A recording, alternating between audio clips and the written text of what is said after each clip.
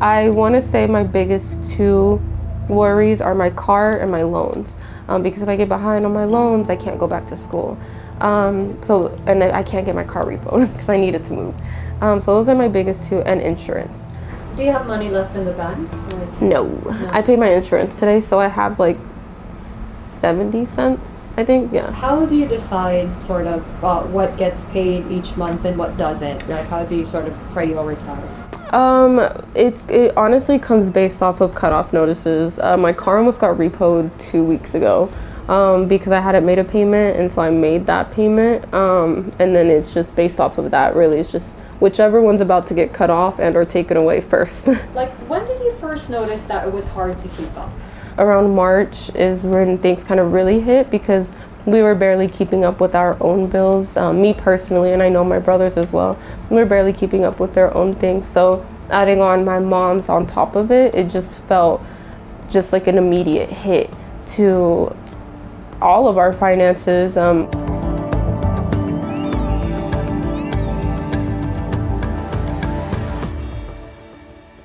On February 14, Deonna Nungaray's mother, Maria, was arrested in Valley Brook, Oklahoma, after a traffic stop. The police eventually turned her over to immigration authorities, and she's been detained in this correctional facility since then, one of tens of thousands swept up in an ongoing immigration crackdown. Oh my God, I'm so sorry. That's actually my mom. Un detenido en una facilidad correccional. Esta llamada está sujeta a ser grabada y supervisada. Marque 1 para aceptar la llamada. Hello. ¿Cómo andas? Bien, ¿cómo estás?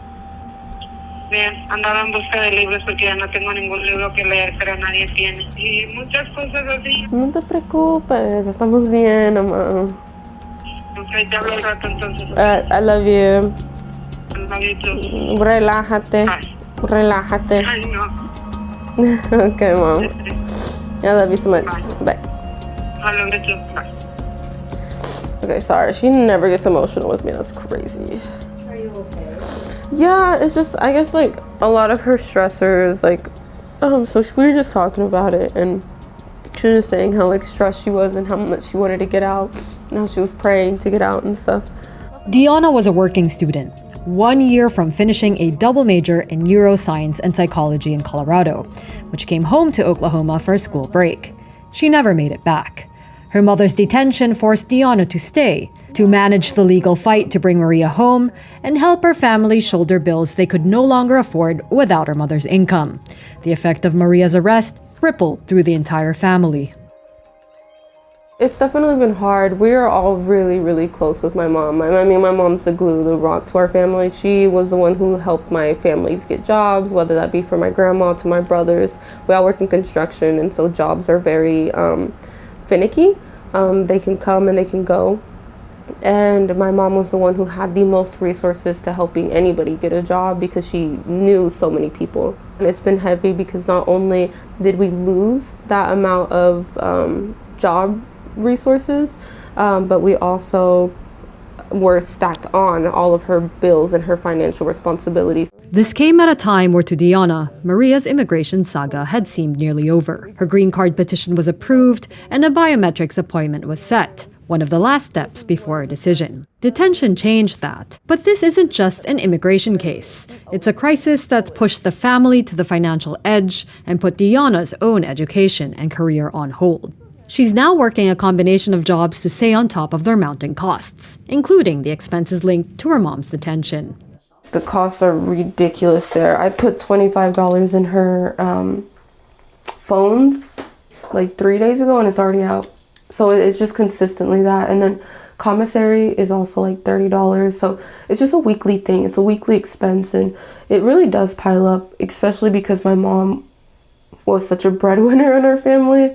It's so weird having to put things in for her, and her lawyer costs, and then all of the bills at her house, because everything just feels piled up since everything came out as a surprise. It's really difficult. Everything's just stacked on top of each other. The house is so dark.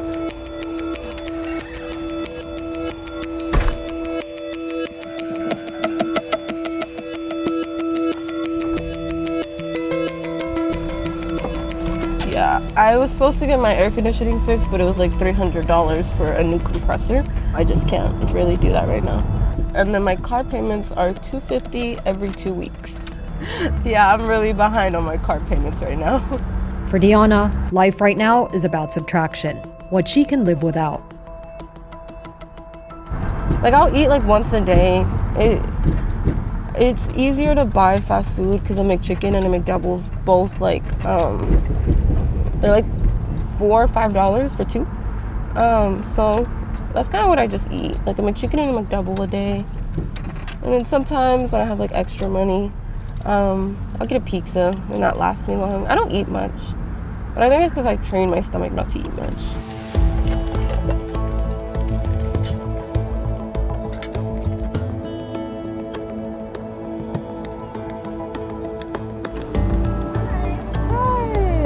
My name's Deonna, remember, yes.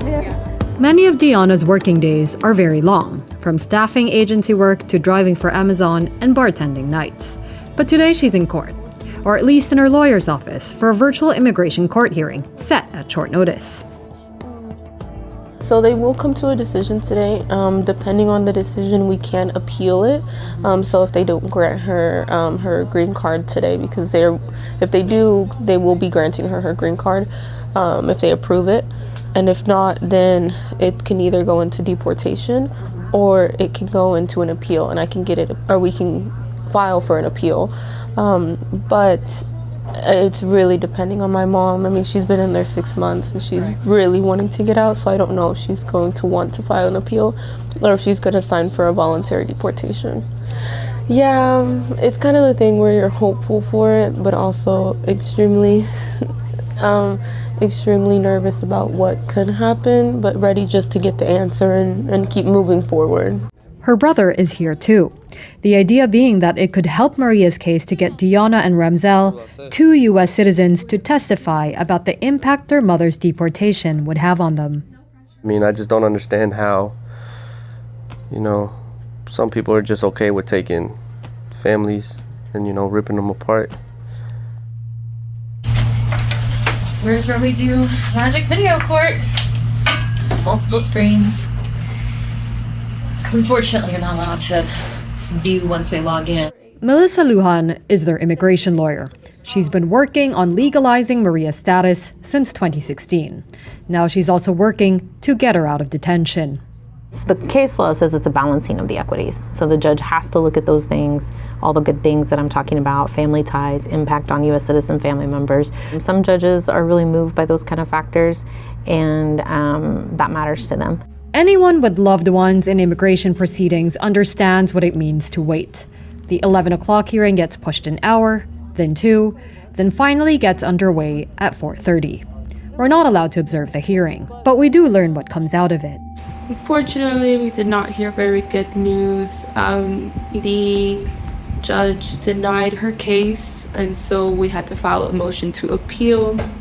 That means my mom can be detained anywhere from 4 to 6 months, and we have our next court date hearing appointment being on August 28th, I believe.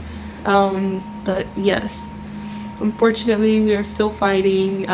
It was either appeal the case or deportation and lose all progress that we've been working since 2016. And yes, we guess it's just gonna be a continuous thing. For now, none of Deonna's battles look like they'll be over soon, whether it's the struggle to reunite her family or the fight just to get by.